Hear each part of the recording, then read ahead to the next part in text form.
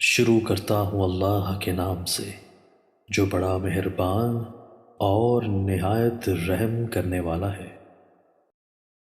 حضرت ابو امامہ رضی اللہ تعالیٰ عنہ بیان کرتے ہیں، میں نے رسول اللہ صلی اللہ علیہ وآلہ وسلم کو فرماتے ہوئے سنا، قرآن پڑھا کرو کیونکہ وہ روز قیامت اپنے پڑھنے والے کے لیے سفارشی بن کر آئے گا۔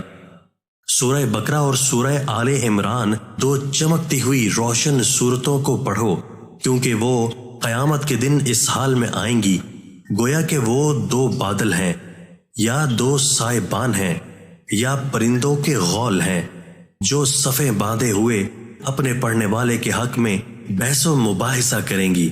سورہ بقرہ پڑھا کرو کیونکہ اسے حاصل کر لینا باعث برکت اور اسے ترک کر دینا باعث حسرت ہے، اور جادوگر اسے حاصل نہیں کر سکتے۔ دوستو، اللہ تعالی ہمیں ان احادیث مبارکہ پر عمل کرنے اور اپنی زندگیوں کو سنوارنے کی توفیق عطا فرمائے۔